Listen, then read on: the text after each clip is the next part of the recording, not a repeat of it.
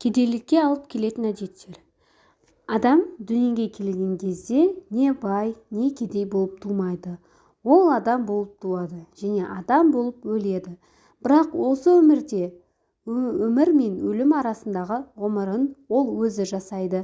Себебі ешкім сізге бәрін дайындап бермейді. Ал жақсы өмір сүру үшін жақсы адам болу ғана жеткіліксіз.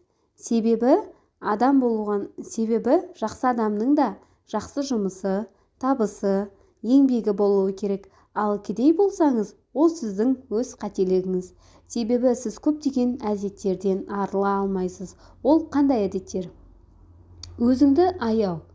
Адам болмысымен ерекшеленеді. Себебі бірінші ақша емес, сіздің ниетіңіз бен өмір сүру қағидаңыз.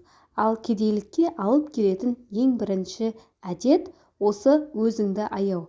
Яғни көпшілік ортадан өзіңді бөлек ұстау, қымбат жерге барудан қашу, іштей ұялу, қысылу. Сезімдерді сізді алға ұмтылуға жол бермейді. Менің жағдайым қайдан болсын?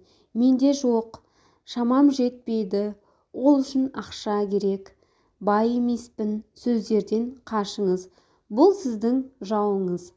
Соңғы кезде Инстаграмның талаптарына, яғни видеоларына, посттарына лайк қойып отырмаған оқырмандарды шығарып тастап жатыр. Сол үшін де осы видеоға лайк басып жоғалтып алмас үшін техниканы сақтап алыңыздар. Келесі, бәрін үнемдей беру.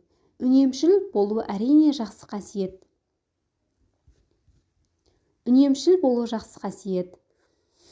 Бірақ бәрін үнемдеу, арзанға жүгіру қателік. Себебі бәрін үнемдей беру сізді ешқашан табысты адамдар қатарына қоспайды. Қазақта осындай да жақсы сөз бар. Кең болсаң, кем болмайсың деген. Ендеше шашылатын жерде шашылып, үнемдейтін жерде үнемшіл болған жөн. Осы видео пайдалы болған болса, басқа достарыңызбен де бөлісе отырыңыздар. Осы әдеттерді өмірде пайдаланып, бай болуға қадам басыңыздар. Баршаңыз бай қуатты, миллионерші оқырмандар болыңыздар.